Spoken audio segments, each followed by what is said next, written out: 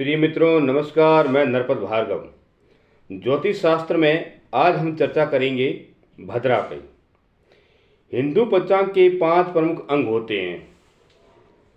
ये हैं 5 अंग: तिथि, वार, नक्षत्र, योग और करण।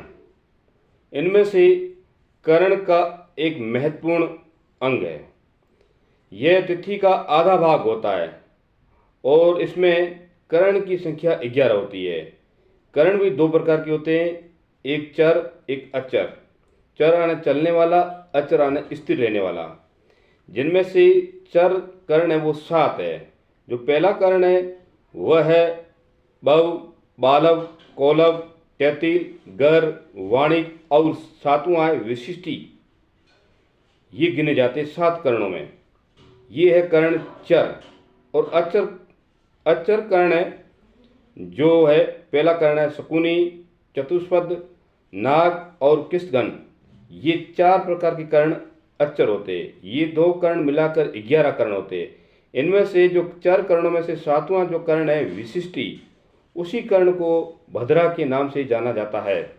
और ये भद्रा शुभ कार्यों में वर्जित माना जाती है। कहते हैं कि भद्रा की के समय में शुभ कार्य किया जाता है तो उसका हमेशा अशुभ फल मिलता है। हर प्रकार की बाधाएं और कष्ट मिलता है। इसलिए भद्रा काल में शुभ कार्यों का परहेज किया जाता है। वैसे भद्रा काल में रक्षाबंधन, होली, शादी विवाह और भी शुभ कार्य मना किए जाते हैं। भद्रा भगवान सूर्यदेव और छाया की पुत्री है और भगवान शनिदेव की बहन है। भद्रा की उत्पत्ति भयानक रूप में हुई थी और भद्रा ने शुभ कार्यों में विघ्न और बाधाएं डालना शुरू कर दिया। इस प्रकार भद्रा के शुभ कार्यों से चिंतित होकर भगवान सूर्यदेव ने ब्रह्मा जी से इसके समाधान के लिए पूछा। क्योंकि एक तो भद्रा हर प्रकार के शुभ कार्यों में बाधाएं डालती थी और साथ में भद्रा के विवाह आदि के बारे में सूर्यदेव जी को चिंता होने लगी थी।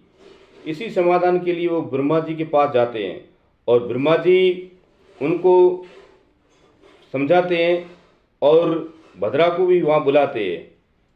ब्रह्मा जी ने भद्रा को बुला करके कर्ण के 4 कर्णों में से 7वां जो कर्ण है विशिष्टि कर्ण, उनमें उनको भद्रा को स्थान दिया गया कि तुम्हारा ये 7वां जो कर्ण विशिष्टि वो तुम्हारा नाम के से ही जाना जाएगा और तुम इसी कर्ण में निवास करोगी और इसी कर्ण में तुम शुभ कार्य में बाधा डाल सकती हो।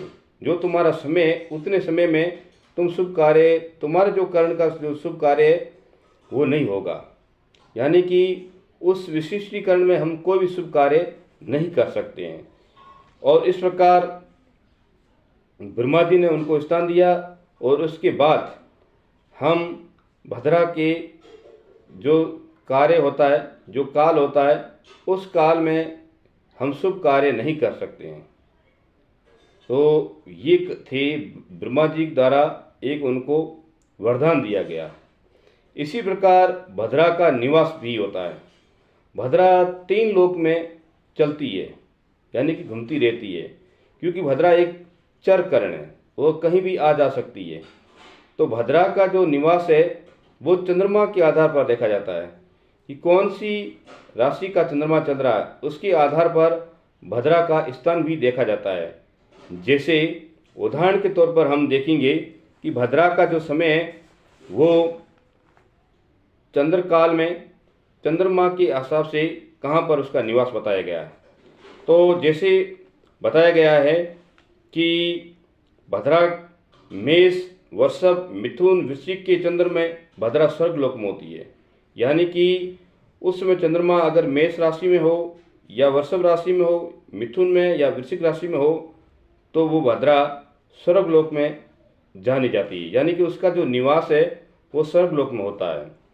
इसी प्रकार कन्या, तुला, धनु और मकर के चंद्र में भद्रा पाताल लोक में होती है तथा कुंभ, मीन, कर्क और सिंह के चंद्र में भद्रा होती है, वो मृत्यु लोक में होती है।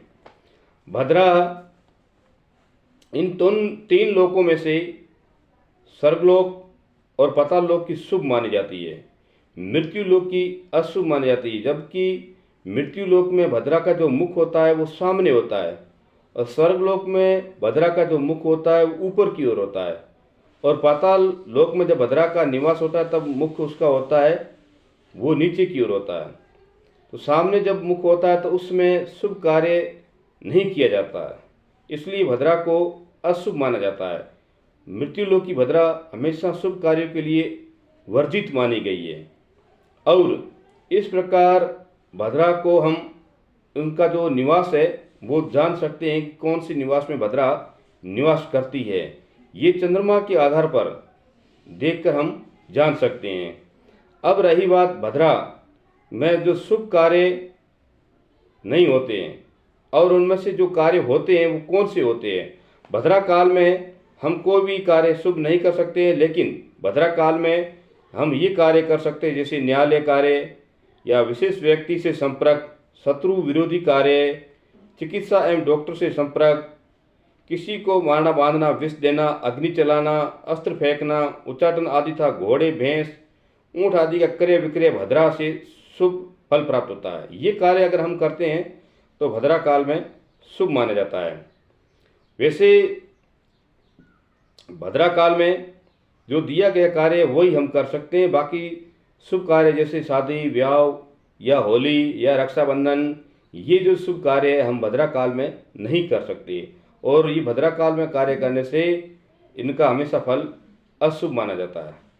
क्योंकि भद्रा काल में बहन शूर्पणखा ने भाई रावण को राखी बांधी थी, यानी कि रावण की बहन जो शूर्पणखा था ने भद्रा काल में भाई रावण को राखी बांधी थी, जिसके कारण रावण का कुल समूल नष्ट हो गया था।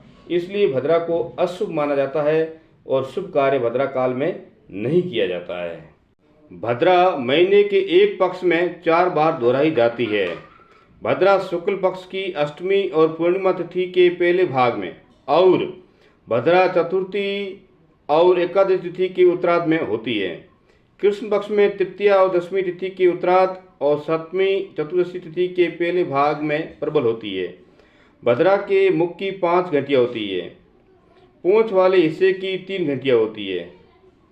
भद्रा पूंछ वाली शुभ मानी जाती है। शुक्ल पक्ष की चतुर्थी, एकादशी और कृष्ण पक्ष की तृतीया और दशमी तिथि वाली भद्रा शुभ मानी जाती है।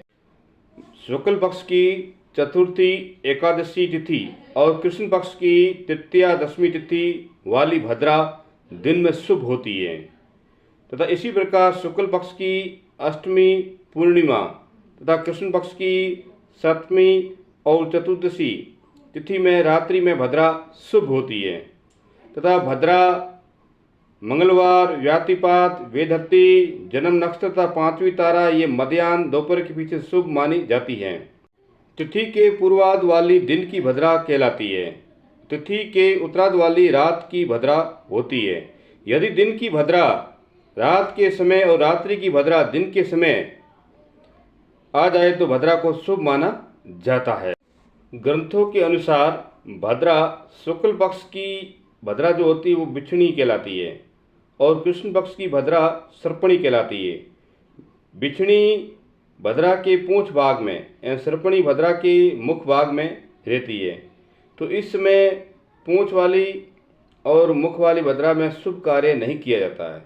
प्रिय मित्रों, आज हमने भद्रा के बारे में चर्चा की और आप सभी को भद्रा के बारे में बताया कि भद्रा की उत्पत्ति कैसे हुई, भद्रा को किस प्रकार एक महत्वपूर्ण स्थान दिया गया और भद्रा के काल में शुभ कार्य को क्यों मना किया गया।